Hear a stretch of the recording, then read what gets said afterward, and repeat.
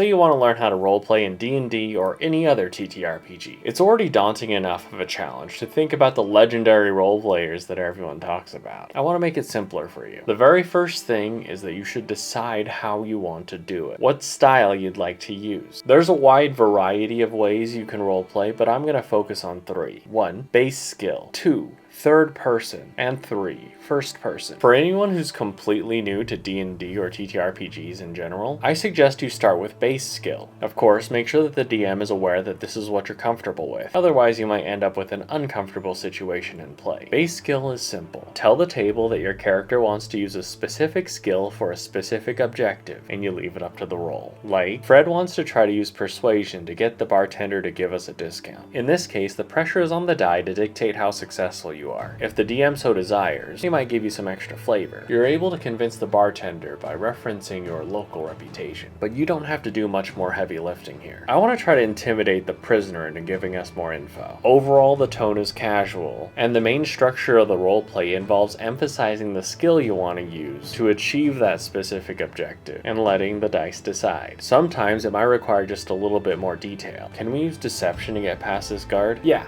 How would you like to try? Can I say I'm a trainee? Or Fred just wants to walk confidently like he belongs there. But in general, this is the lowest level of pressure. It's much more casual. I highly recommend starting here if you're new, so it doesn't feel overwhelming. It's just like playing Monopoly and saying, I'm gonna buy Boardwalk. Now let's go into third person narration. But haven't you been using third person already? Technically yes, but I want to go into a little more depth here. This level roleplay asks for a little bit more detail from you. Less casual, a little more serious. You're in essence saying what your character is doing or saying without necessarily embodying them. For example, Fred is going to walk up to the bartender and ask him for the friendly face discount. At this juncture, we're attempting the same thing as before. We have our character attempting to accomplish a specific objective. However, you're branching away from the name of the skill in favor of a little more flavor. So then it's up to your DM to say, ooh, give me a persuasion roll. The realm of third person beyond base skill is more free-flowing. I think of base skill as being like training wheels on a bicycle, where it's easier at the beginning as you aim your specific skill at targets, while third person narration gives you more room to paint a picture. Fred is going to try to sneak past the guard by walking with his head held high, confident, maybe even giving the guard a nod of recognition. You're likely to get more questions in this route.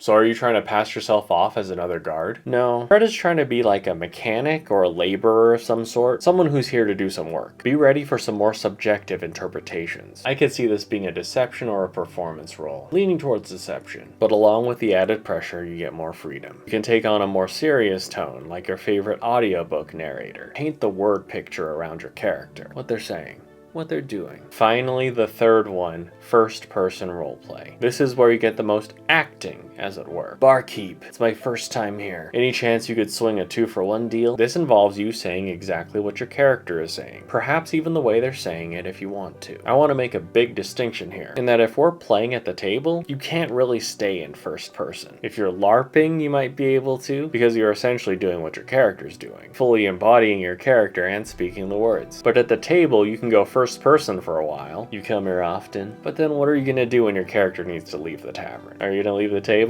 Of course not. So even if you insist on speaking in first person as your character, please incorporate third-party narration as well, so that you can say, Fred is gonna try to walk by the guard, giving him a wink and a nod as he says, another outhouse problem, huh? Now you've probably noticed something important here. Each level kind of builds on the ones before. You can stay in base skill mode if that seems most comfortable to you. When you move into third person, you still maintain the skills you picked up from base skill mode. You can live with base skill and third person and do wonderfully. But then if you jump into first person, you'll still need elements from base skill and third person. So it's up to you which categories you want to use in your roleplay, and to what degree. Remember that it's about having fun, and being comfortable is a big part of enjoying yourself. What if I want to speak as my character, but I don't want to have to act? So when you pretend, you're already acting. But usually when someone brings this up, it's usually about the degree. For example, say that you want to convey that a character is sad, but you don't want to have to compel tears to stream down your face. Jump into third person and allow the narration to do the heavy lifting. A tear streams down Fred's face as he says, I'm sorry. In this case, I didn't need to change my tone. I was able to show that Fred was sad with narration. Speaking of degrees, you can always from moment to moment change up how you want to approach a roleplay situation. Sometimes I hit my max of social social interaction during a session, and I'll drift away from, the bartender replies, "Alright, I'll give you a little discount, as thanks for saving the town," into something more third person. The bartender will agree to your proposition and give you a small discount, or even super casual, "Alright y'all, you get a 5% discount." It's flexible, so don't ever feel like you're locked into one approach. A powerful tool is to jump from one style to another when you feel lost, or if you just can't think of something to say in one realm. You can easily jump to another. For example, say that I don't know what my character would say here. He's shocked. If I stay in first person,